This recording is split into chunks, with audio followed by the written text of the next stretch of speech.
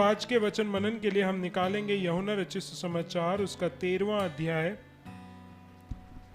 उसका 36, 37 और 38 वाक्य पढ़ेंगे। शमौन पतरस ने उससे कहा, हे प्रभु, तू कहाँ जाता है? यीशु ने उत्तर दिया, जहाँ मैं जाता हूँ वहाँ तू अभी मेरे पीछे आ नहीं सकता, परंतु इसके बाद मेरे पीछे आएगा। पतरस ने उससे कहा, हे प्रभु, अभी मैं तेरे पीछे क्यों नहीं आ सकता? हाँ। मैं तो तेरे लिए अपना प्राण भी दे दूंगा। यीशु ने उत्तर दिया, क्या तू मेरे लिए अपना प्राण देगा? मैं तुझसे सच सच कहता हूँ कि मुर्ग भाग न देगा जब तक तू 3 बार मेरा इनकार ना कर लेगा। Praise the Lord.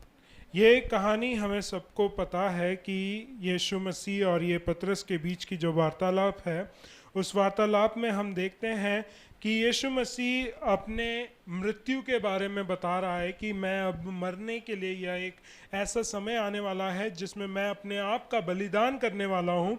और उस समय में पतरस जो है सबसे पहले ये सवाल पूछता है कि प्रभु तू कहाँ जा रहा है? जहाँ पे भी तू जाएगा वहाँ मैं आऊँगा। हम कई बार यही बातें अपने प्रियजनों से भी हम बोलते हैं।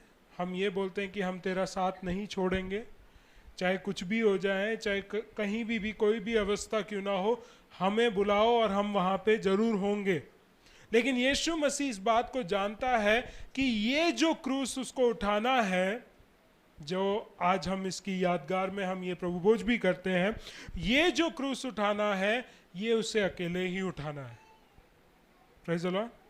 कुछ बातें हैं हमारे जीवन में, कुछ ऐसे अनुभव हैं, कुछ ऐसी परिस्थितियां हैं जिनमें हमें खुद होके जाना जरूरी है।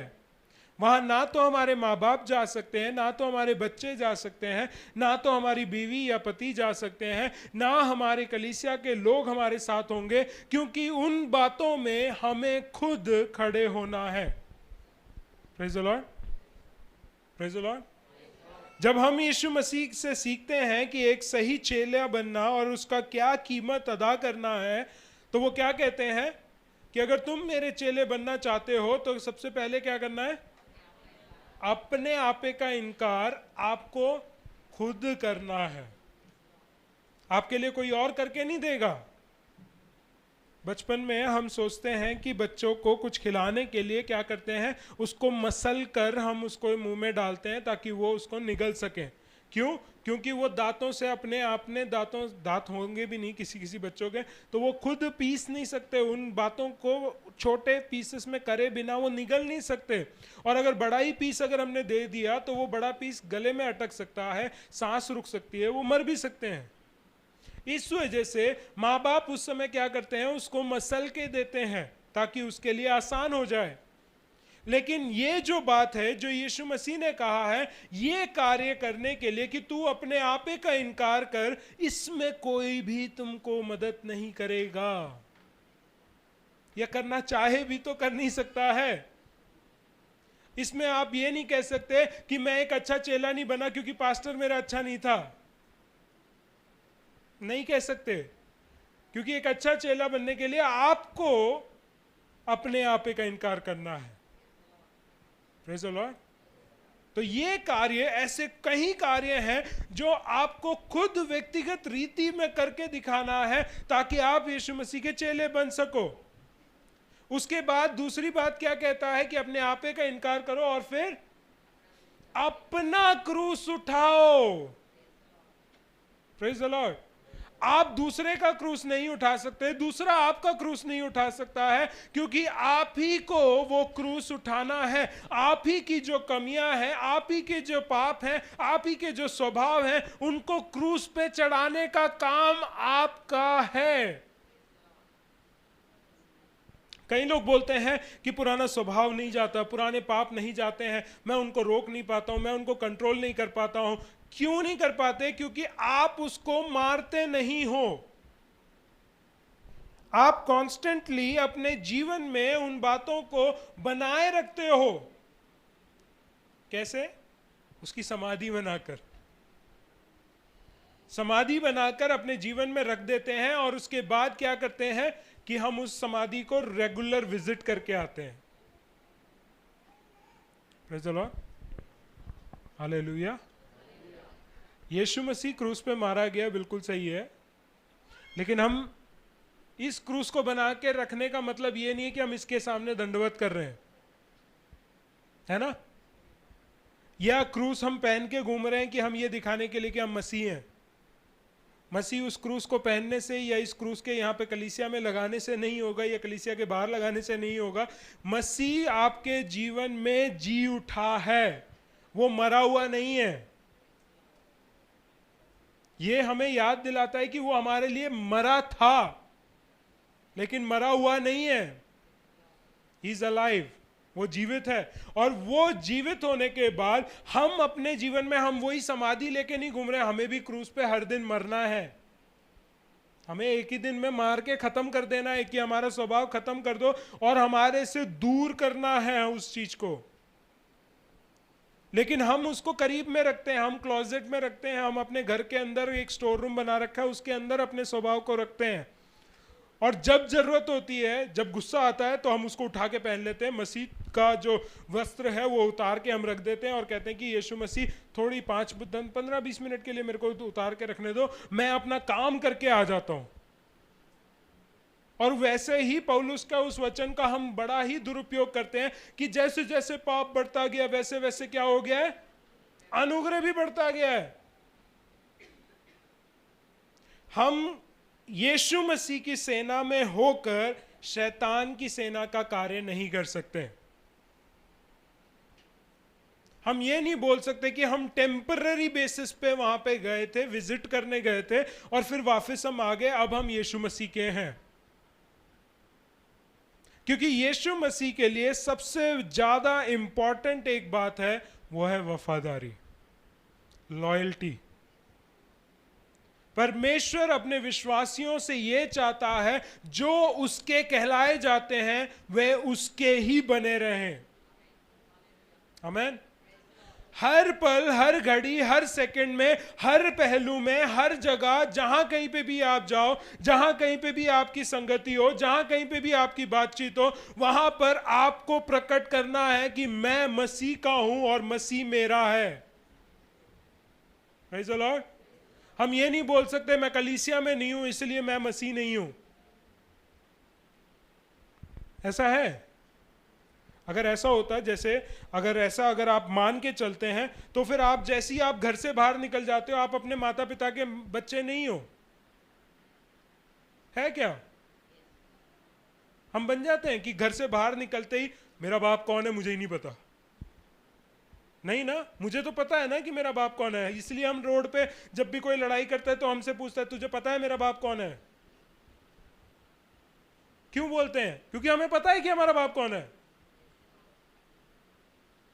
तो उसी प्रकार जब तुम परमेश्वर की संतान बन चुके हो, तुम बाहर निकलते ही, कलीसिया से निकलते ही, विश्वासियों की संगतियों से दूर होते ही कैसे भूल जाते हो कि तुम्हारा बाप कौन है। हम वफादारी छोड़ देते हैं और फिर हम क्या करते हैं कि हम शैतान के साथ रहकर उसकी संगति, उसकी स्वभाव, उसके ही चाल चलनों को चलने के बाद हम ये उम्मीद करते हैं कि परमेश्वर मेरे साथ बना रहे। एक के साथ एक फ्री नहीं है, बाई 1 गेट 1 फ्री वाला ऑफर नहीं चल रहा है कि हमने यीशु मसीह को ले लिया, शैतान हमारे साथ फ्री में मिल जाएगा या संसार की बातें हम फ्री में कर सकते हैं। नहीं, परमेश्वर क्लियरली डिफाइन करता है कि या तो तुम मेरे सेवक बनो या तुम संसार के सेवक बनो, दोनों नहीं हो सकता है। संसार कहेगा तुम मसीही हो जाओ, तुम ये भी कर सकते हो, तुम कलीसिया जाओ, तुम प्रार्थना करो, तुम वचन करो, लेकिन तुम संस्कृतियां, तुम्हारी रीति रिवाज, तुम्हारे जो पहले की सारी बातें हैं, जो सोच विचार हैं, उसी के हिसाब से तुम अपने जीवनों को चलाते रहो। वचन क्या कहता है? हम पढ़ेंगे रोमियो की पत्री, उसका 12वां अध्याय, उसका 2 वाक्य।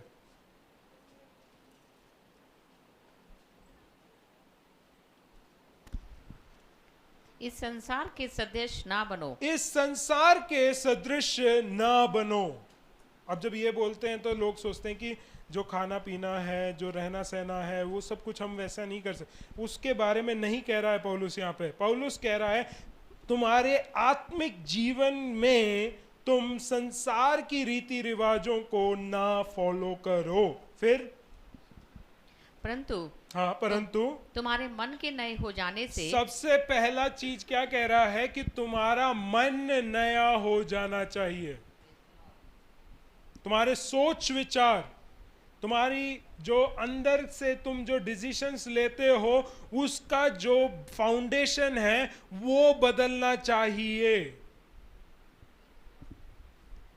एग्जाम्पल मैं देता हूं। हम पहले ब्राह्मण हुआ करते थे। अब जब हम अपने बच्चों की शादी के लिए ढूंढेंगे तो क्या बोलते हैं? मसीह है, ठीक है, कोई बात नहीं, वो तो अच्छी बात है, लेकिन ब्राह्मण होना चाहिए। वाह,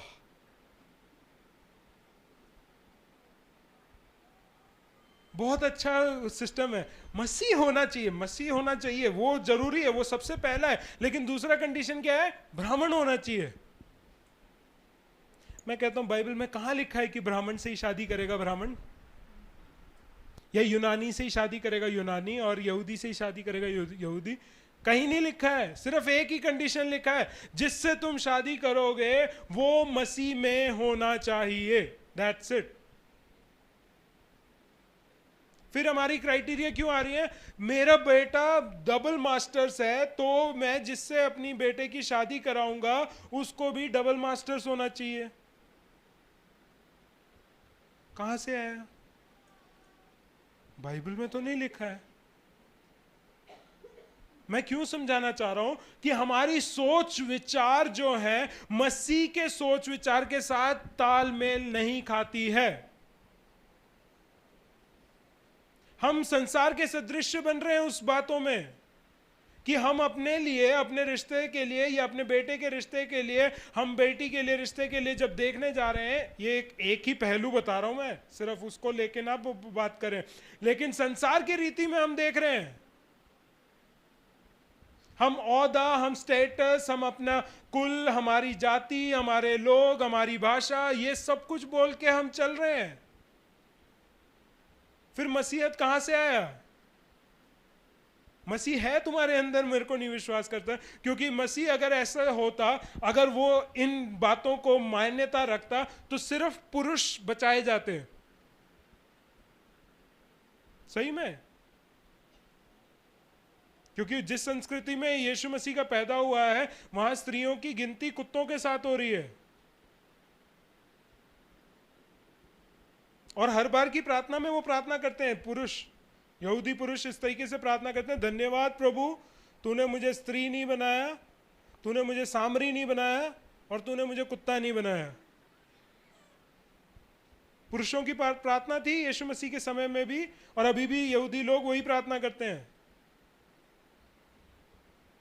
तो यीशु मसीह आप लोगों को, स्त्रियों को तो स्पेशली नहीं बचाता। फिर उसके बाद हम लोग तो फिर बचते ही नहीं, अन्य जाति हैं हम तो।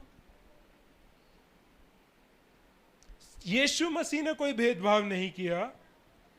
परमेश्वर पिता स्वर्ग से कह रहा है कि मैंने जगत से प्रेम किया है, कोई बायसनेस नहीं दिखाई है, सबके लिए यीशु मसीह मरा है।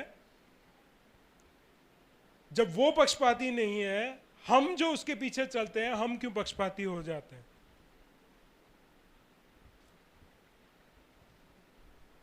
वफादारी, यीशु मसीह वफादारी देखता है, और वफादारी के लिए यीशु मसीह जब देख रहा है तो पतरस जो है यहां पे वफादारी अपनी दिखा रहा है, कह रहा है कि मैं तेरे साथ चलूंगा जहां कहीं पे भी तू जाएगा। लेकिन यीशु मसीह कहना चाह रहा है कि मैं जहां जा रहा हूं वहां तू नहीं जा सकता है।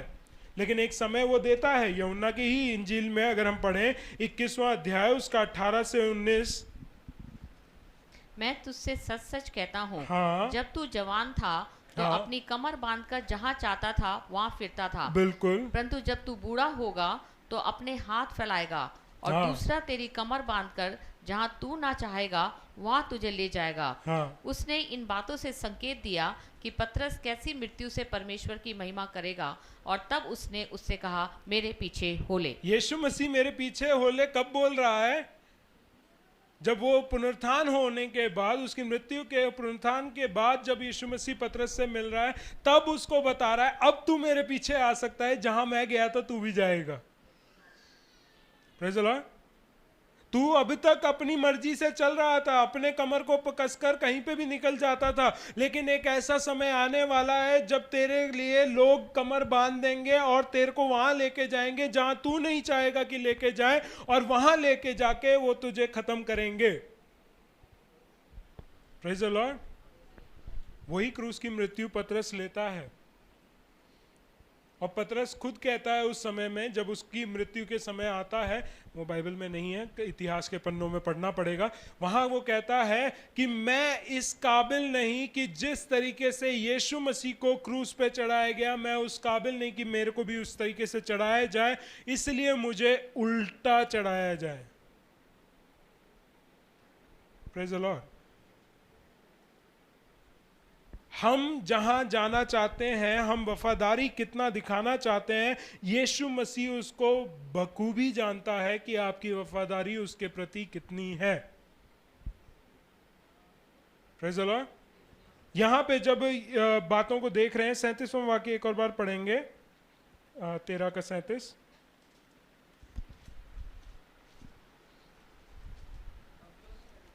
हाँ। पतरस ने उससे कहा, हाँ। हे प्रभु, अभी मैं तेरे पीछे क्यों नहीं आ सकता? अब मैं अभी क्यों नहीं जा सकता हूं?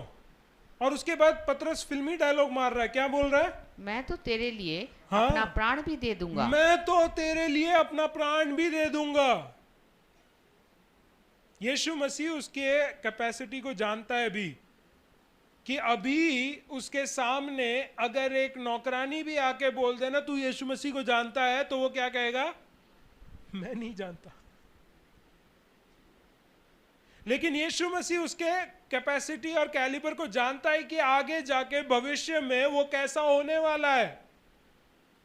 वो यीशु मसीह के प्रति इतना वफादार हो जाएगा कि उसको क्रूस की मृत्यु भी दी जाए, वो नकार नहीं बोलेगा, उसमें भी उसका अपना कंडीशन लगा के उसको वो मृत्यु वो ग्रहण करेगा।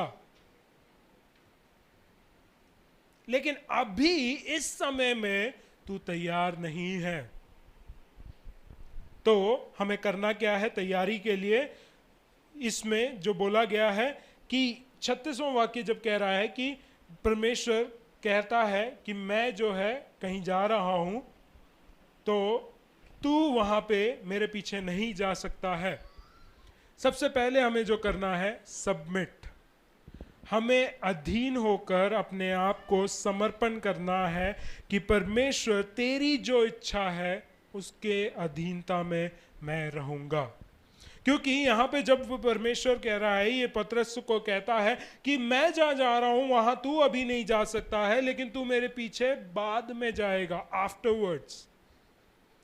तो वो भरोसा हमें होना चाहिए कि परमेश्वर, अगर परमेश्वर हमारे जीवन के प्रति जो इच्छा रखता है वो पूरा करेगा।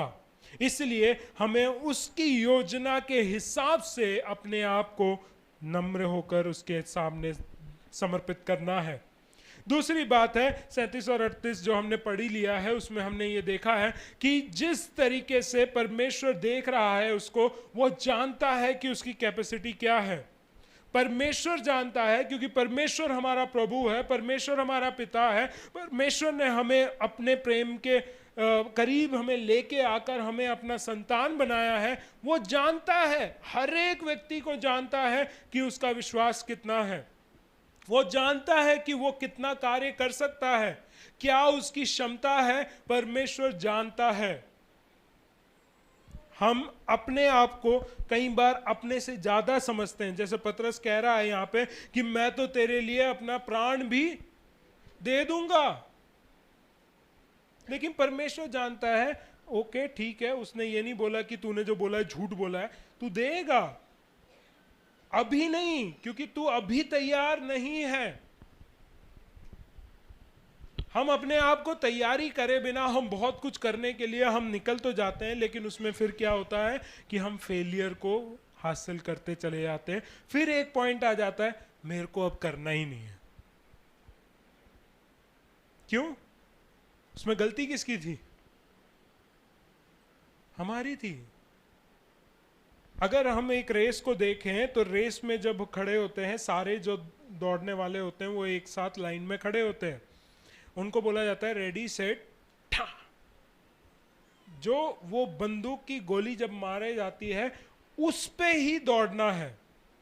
अगर उससे पहले आप दौड़ गए, गोली के मारने के से पहले अगर आप दौड़ गए तो क्या कहते हैं वो लोग, यू आर डिस्क्वालिफाइड। फिर चाहे आप रेस में फर्स्ट भी पहुंच जाओ, आप डिस्क्वालिफाइड हो, आपका रिजल्ट माना नहीं जाएगा, मान्य नहीं है, रद्द कर दिया गया है। और वही हमारे साथ होता है। परमेश्वर ने बुलाया आपको दौड़ने के लिए है, आपको बोला तू रेडी हो गया, नहीं नहीं नहीं, नहीं परमेश्वर मैं तो अभी से दौड़ने के लिए तैयार हूं, और दौड़ना शुरू कर देते हैं। रुको भाई, सेट हो जाओ, फिर जब जाने को बोलेंगे परमेश्वर खुद बोलेगा अब तू जा, तब तुम्हें जाना है। Praise the Lord. हम पहले से ही भाग जाते हैं, प्रभु बोल रहा है चलो हम रेस करेंगे, रेस के लिए दौड़ेंगे, मसीही दौड़ में दौड़ना है, और अब पहले ही इंस्ट्रक्शन सुने, पहले ही हम दौड़ना शुरू कर देते हैं, अंधाधुंध दौड़ रहे हैं, सब कुछ कर रहे हैं, मसीह की सेवकाई के लिए मैं सब कुछ करूंगा, सब कुछ करूंगा, सब कुछ करूंगा। और अंत में जब ऐसा हो जाएगा कि सब कुछ करने के बाद भी कोई फल नहीं है, फिर हम निराश हो जाएंगे। फिर परमेश्वर से पूछेंगे परमेश्वर मैंने तो तेरे लिए बहुत कुछ किया है, लेकिन दिखाने के लिए कुछ भी नहीं है। अगर किसान भी सही समय पे बीज ना बोए तो वो फल नहीं पाता है। सही तरीके से अगर भूमि को तैयार नहीं करता है और ऐसे ही बोले कि मैं बीज बो रहा हूं, बीज बो रहा हूं, बीज बो रहा हूं, बस नहीं होगा, फल नहीं आएगा। और कई बार हम अपने आत्मिक जीवन में ऐसे ही करते हैं, हम वचन कहीं ना कहीं से, कैसे भी ना कैसे, कहीं ना कहीं से कुछ कुछ बातों को कहीं से भी सुनकर हम अपने जीवन में डालते चले जाते हैं। लेकिन हमने अगर अपना जीवन ही तैयार नहीं किया, अपना हृदय ही तैयार नहीं किया कि उन वचनों को स्वीकार कर सकें, उन वचनों को अपने अधिकाई से अपने जीवन में जड़ पकड़ने के लिए ही हमने जमीन तैयार नहीं किया, तो फल कहां से आएगा। और फिर परमेश्वर के सामने ये बोल के फायदा नहीं है कि मैंने तो इतना वचन सुना है, इतने सेवकों के साथ मैंने सेवकाई किया है, मैंने ये कार्य किया है, कोई फायदा नहीं है। तुम्हारा परिश्रम व्यर्थ जा रहा है। Praise the Lord. इस वजह से परमेश्वर जो हमारी कैपेसिटी को जानता है, परमेश्वर की जो योजना है उसके अधीन हो जाओ। दूसरी बात जो हमें समझना है, जो इस अध्याय के बाद में शुरू होता है, 14 का 1 से लेके हम 6 वाक्य तक पढ़ेंगे। तुम्हारा मन व्याकुल ना हो, तुम्हारा मन व्याकुल ना हो, परमेश्वर पर विश्वास रखो, परमेश्वर पे विश्वास रखो, और मुझ पर भी विश्वास रखो, और मुझ पर भी विश्वास रखो। ये वाक्य बोलकर क्या कहना चाह रहा है कि आगे क्या होगा उसका एक झलक परमेश्वर देना चाहता है। तुम्हें, तुम्हारी आशा टूटी हुई ना हो, निराशा में तुम ना रहो, इसलिए परमेश्वर आशा दे रहा है। और वो क्या दे रहा है, आगे पढ़े। मेरे पिता के घर में हाँ, बहुत से रहने के स्थान हैं। बिल्कुल। यदि ना होते हाँ, तो मैं तुमसे कह देता, हाँ, क्योंकि मैं तुम्हारे लिए जगह तैयार करने जाता हूँ। Praise the Lord. आगे तीसरा वाक्य। और यदि मैं जाकर तुम्हारे लिए जगह तैयार करूँ तो फिर आकर तुम्हें अपने यहाँ ले जाऊंगा, कि जहाँ मैं रहूँ वहाँ तुम भी रहो। ठीक। एंड फोर्थ, जहाँ मैं जाता हूँ हाँ, तुम वहाँ का मार्ग जानते हो। Praise the Lord. अभी एक बात सुन लो कि पतरस पूछ रहा है कि तुम कहाँ जा रहे हो, पहले परमेश्वर से पूछा, और परमेश्वर ने क्या बोला, जहां मैं जा रहा हूं वहां तुम नहीं जा सकते हो, लेकिन तुम जाओगे आफ्टरवर्ड्स, बाद में।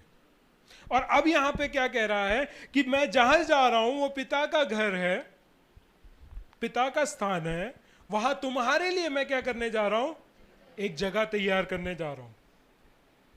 रेडी। फिर उसके बाद वो कह रहा है कि जब वो तैयार हो जाएगी तब मैं तुम्हें लेने आऊंगा। जब वो जगह सेट हो जाएगी तब लेने आऊंगा। और तब उसके बाद क्या कह रहा है 4th वाक्य में कि जहां मैं जाता हूं वो जगह फिर तैयार होने के बाद तुम भी आ सकते हो, क्योंकि उधर का जाने का रास्ता तुम जानते हो। That is the time you go. हम अभी जो यहां पे कर रहे हैं, हम अपने आप को रेडी कर रहे हैं, हम तैयारी कर रहे हैं अपने जीवन को कि परमेश्वर जब वो घर, जब जगह वहां पे मेरे लिए सेट हो जाएगा, तब तक के लिए मैं अपने आप को रेडी कर रहा हूं कि जब वो आवाज, गोली की आवाज मुझे सुनाई देगी, मैं उसके साथ चला जाऊं। Praise the Lord. किसी को खुशी नहीं है, घर छोड़ के नहीं जाना है, यहाँ से छोड़ के नहीं जाना है। इतने सारा मेहनत करा है हमने, घर बनाया है, बच्चों की पढ़ाई रह रही है, उनकी शादी रह रही है, उनके बच्चे रह रहे हैं देखने को, ये सारी बातें होने के बाद मैं जाऊंगा। Praise the Lord. है ना, इसलिए खुशी नहीं है। यीशु मसीह तू जल्दी से जगह मत बना, थोड़ा और बड़ा बना दे। पुराने जमाने में जब हम देखते हैं, आदि कलीसिया जो है वो प्रार्थना ये करती थी कि प्रभु तू जल्दी आ। हमारे यहाँ पे अब प्रार्थना होती है, प्रभु थोड़ी देर के बाद आ। क्योंकि हम चाहते हैं कि हमारा जीवन जो है पूरी तरीके से यहां पे सेट हो जाए। हम रेडी हो रहे हैं, हम सेट यहां होना चाहते हैं, हम यहां से जाना ही नहीं चाहते हैं। वो भी डिस्क्वालिफाइड होता है, अगर आपने गोली सुन ली और फिर गए नहीं तो भी डिस्क्वालिफाइड हो जाते हैं, क्योंकि आप रेस फिनिश ही नहीं कर पाओगे कभी। तो हम दोनों एक्सट्रीम में ना जाएं, हम सही तरीके से रेडी हो जाएं, हमारा घर वहां सेट होने दो, जब तुरही फूकी जाएगी तब हम भी उसके साथ चले जाएं। Praise the Lord. तो हम ये बातों को जब ये परमेश्वर बोल रहे हैं, यीशु मसीह यहाँ बोल रहे हैं, वो कह रहे हैं कि तुम परमेश्वर पे विश्वास करो और मुझ पर भी विश्वास करो, तुम्हारा मन जो है वो व्याकुल ना हो। वो क्यों कह रहा है? क्योंकि वो चाहता है कि उसके विश्वासी उसके वायदों के ऊपर भरोसा करें। उसका प्रॉमिस है कि वो तुम्हें लेके जाएगा, उसका प्रॉमिस है कि उसके पिता के पास बहुत सारी जगह है, वहां पे वो तुम्हारे लिए एक घर या एक जगह तैयार करने जा रहा है, और जब वो सेट हो जाएगा, वो जब बन जाएगा, तब वो तुम्हें लेने आएगा। इस एक वायदे पे हमें भरोसा होना चाहिए। Praise the Lord. इस साल जो हमने शुरुआत करी थी तब हमने यही बोला था कि हम इस साल परमेश्वर के ऊपर भरोसा करेंगे, हम उसके प्रॉमिस के ऊपर भरोसा करेंगे, उसके वायदे के ऊपर भरोसा करेंगे कि वो आएगा और हमें ले जाएगा। और हमारा कर्तव्य है कि जब तक वो ना आए, हम अपने आप को तैयार करें। Praise the Lord. एक और वाक्य पढ़ेंगे, पहला थिस्सलुनीकियों उसका 4 अध्याय उसका 18वां वाक्य।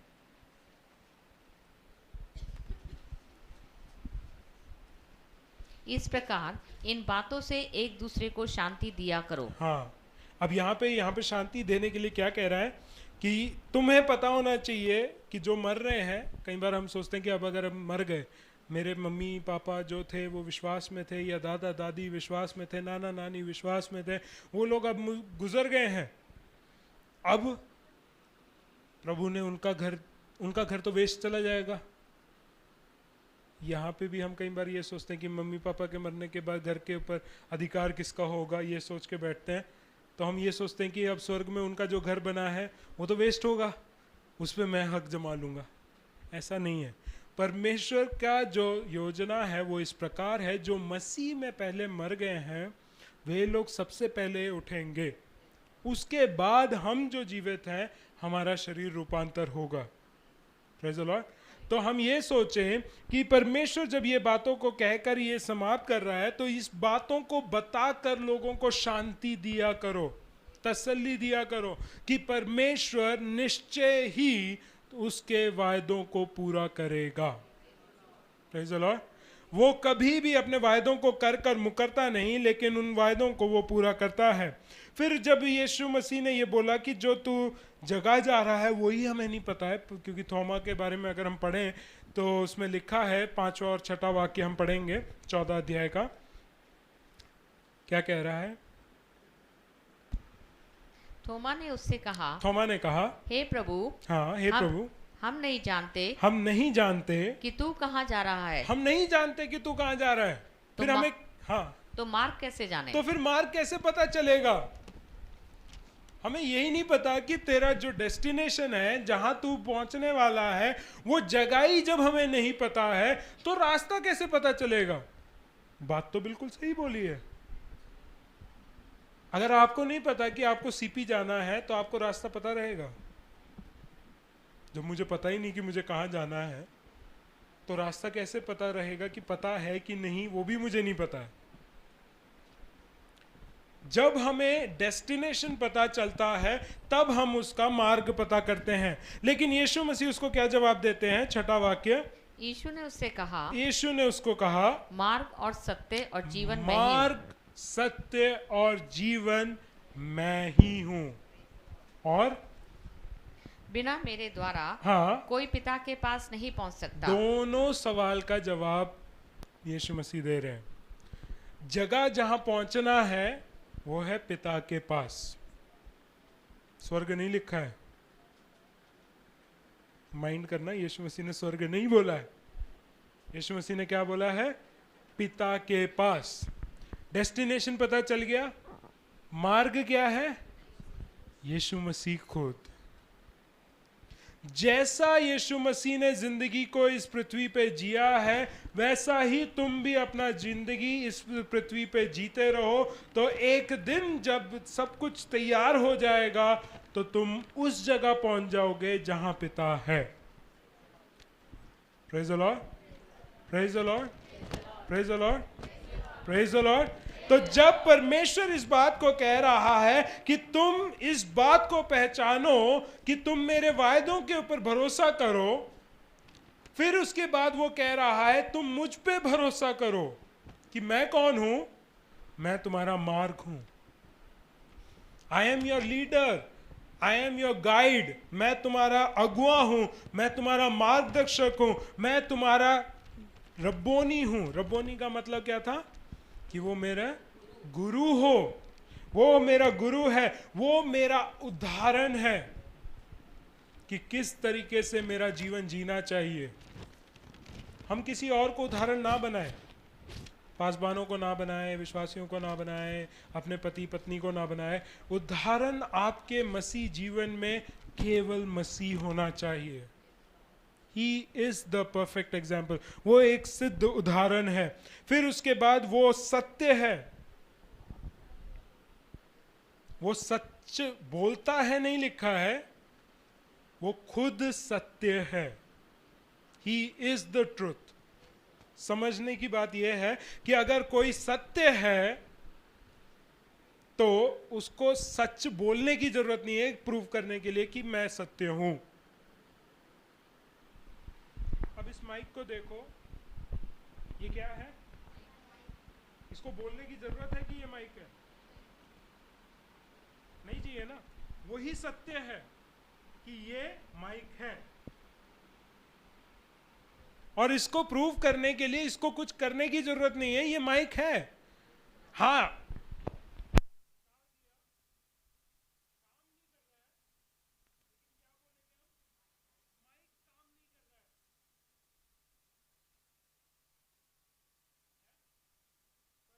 हमारे साथ सामने साक्षात खड़े हो जाए तो भी वो परमेश्वर है, और हमें दिखे भी ना तो भी वो परमेश्वर है।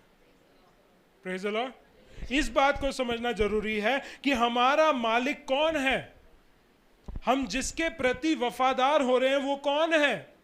वो सत्य है, और उसको कुछ प्रूव करने की जरूरत नहीं है।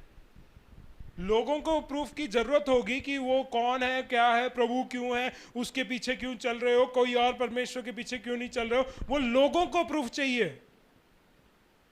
लेकिन यीशु मसीह को अपने आप को परमेश्वर का पुत्र रूप दिखाने के लिए या जताने के लिए कोई भी प्रूफ देने की जरूरत नहीं है, क्योंकि वह आप परमेश्वर का पुत्र है। तीसरी बात उसने क्या कहा था? कि मैं जीवन हूं। जीवन जो पूरी रीति से परमेश्वर हमें अनुग्रह में देता है, और पूरी रीति से वो जीवन है जो हमें महिमा में मिलने वाला है। प्रेज़ द लॉर्ड, उसका जरिया, उसका स्रोत जो है वो यीशु मसीह है। तो मैं आज सिर्फ इतना एक बात को कह के मैं समाप्त करूंगा, क्या हम उसके प्रति वफादार हैं? हमारा जीवन हम जिस तरीके से जी रहे हैं, क्या हम उसके अधीनता में जी रहे हैं? उसने कुछ वायदे करे हैं, उसने कुछ योजनाएं हमारे जीवन के लिए रखी हैं, क्या हम उसके अनुसार अपने जीवन को चला रहे हैं? या हम पतरस की तरह हैं, वो अपनी मनमर्जी चलता है, इस समय में अपनी मनमर्जी करता है, वो बड़ा फिल्मी है, फेंकने में बहुत ज़्यादा निपुण है कि बढ़िया बढ़िया डायलॉग वो मार सकता है, लेकिन कार्य में कुछ भी प्रकट नहीं हो, क्योंकि उसका खुद का कैपेसिटी अभी तक बना नहीं है। क्या हम अपने आप को तैयार कर रहे हैं, या जैसा चल रहा है चलते जा रहे हैं? कलीसिया में हम एक हाजिरी देने के लिए आ जाते हैं और चले जाते हैं, और भूल जाते हैं कि हमारा बाप कौन है कलीसिया के बाहर। जब कोई विश्वासी नहीं देख रहा, जब पासबान नहीं देख रहा है, जब हमें खुद ये जरूरत नहीं है कि हम मसीह हैं ये बात को किसी को बताने की, तब हम अपने बाप को भूल जाते हैं। क्योंकि अगर ऐसा जी रहे हैं तो हम मसीह के प्रति वफादार नहीं हैं। मसीह चाहता है कि तुम अपने आपे का इनकार करो। मसीह चाहता है कि तुम अपना क्रूस खुद उठाओ और उसके पीछे चलो प्रतिदिन, हर पल, हर सेकंड, ताकि जो कोई आपको देखे वो कहने पाए इसके अंदर मसीह वास करता है, ये मसीह है। ये नामदारी मसीह नहीं है, ये सच्चा मसीह है। क्योंकि प्रभु जो वायदे करता है वो कहता है कि तुम्हारा मन व्याकुल ना हो, तुम मुझ पर भरोसा करो, तुम परमेश्वर पे भरोसा करो कि मैं ये जो बातें कह रहा हूं ये सच होंगी। तुम्हें तैयार रहना है, तुम्हारा घर मैं सेट करने जा रहा हूं और एक समय आएगा जब तुम्हें यहां से जाना होगा। सो बी रेडी, तैयार हो जाओ, क्योंकि वो घर सेट कर रहा है और एक समय आएगा जब आपको जाना है। अगर आप वफादार रहेंगे वो जरूर आपको लेके जाएगा। उसी को हम याद कर रहे हैं यहाँ पे कि उसकी मृत्यु, उसका शरीर का तोड़ा जाना, उसका लहू जो बहाया गया हमारे लिए, वो इसलिए है कि हमारे पुरानी सोच, विचार, रीति रिवाजें, सब बातों को वो क्रूस पे चढ़ाकर एक नई सृष्टि बनाकर हमें तैयार करना चाहता है कि हम उसके सरीके बन जाएं, ताकि जब वो आए हम उसके साथ जाने पाए। यही बोला है, ये मेज तब तक हमें करना है जब तक उसका आगमन ना हो जाए, उसके बाद जरूरी नहीं है, क्योंकि ये इसका पर्पस खत्म हो जाएगा। इसको पर्पस इतना ही है कि हमें याद दिलाता रहे कि मसीह ने हमारे लिए क्या किया है, उस पिता ने हमारे लिए क्या दिया है, कि हम इस बलिदान को कभी छोटा ना समझें, इस लहू बहाने को हम तुच्छ ना जानने पाए, कि मसीह का मरना मेरे लिए कितना महत्वपूर्ण है, कि मैं पिता के पास पहुंचने का वही एक मार्ग है। क्यों ना हम अपने आंखों को बंद करें, हम अपने आप को तैयार करें। जब हम मेज की ओर भी जा रहे हैं, मैं एक छोटी सी प्रार्थना करके फिर उसके बाद हम मेज की सेवकाई में जाएंगे। स्वर्गीय पिता परमेश्वर, हम धन्यवाद के साथ आते हैं प्रभु, आप हमसे यही चाहते हैं कि हम आपके प्रति वफादार रहें। हम दुनिया के सोच विचार, उनकी बातचीत की तरह हमारी बातचीत, उनके चाल चलन की तरह हमारी चाल चलन, उनके सोच विचार के हिसाब से हमारी सोच विचार, ऐसा ना हो, ये तेरी इच्छा है प्रभु। उस इच्छा को पूरा करने के लिए हमारे अंदर समझ दे, हमारे अंदर आपका वचन आज जो गया है उसे बनाए रखने के लिए अपने आत्मा के द्वारा हमारी अगुवाई कर, ताकि परमेश्वर जो बातें हमने आज सुनी है उसको हम ऐसी ही जाने ना दें, लेकिन इन बातों को सुनकर, इन वचनों को सुनकर परमेश्वर हम अपने जीवन को जांचने पाए, हम देखने पाए कि हम सही हैं या गलत हैं। अगर सही है तो उसमें विश्वास योग्यता से बनाए रख, अगर गलत हैं प्रभु हमें क्षमा कर, अपना अनुग्रह हमारे ऊपर कर कि हम एक और बार हिम की तरह श्वेत हो जाए। प्रभु इस मेज के समय सेवकाई में जब हम जाते हैं तो हमें तैयार कर इसमें भी भागीदार होने के लिए। हमें एक और बार स्मरण दिलाने के लिए धन्यवाद कि आपका पुत्र का जो बलिदान था, जो शरीर का तोड़ा जाना, जो लहू का बहाया जाना, हमारे पापों से हमें मुक्ति देता है, हमारी श्रापों से हमें मुक्ति देता है, मृत्यु से भी हमें बचा लेता है। प्रभु एक और बार हम अपने जीवनों को आपके हाथों में देते हैं, अपनी इच्छा, अपनी योजना के हिसाब से कार्य कर, ताकि आप ही को आदर मान सम्मान मिलने पाए। मांगते प्रार्थना विनती प्रभु यीशु। अगर ये संदेश आपको पसंद आए तो कृपया और लोगों को भी शेयर करें, ताकि और लोग भी इस संदेश के द्वारा परमेश्वर की आशीष पाए। Thank you.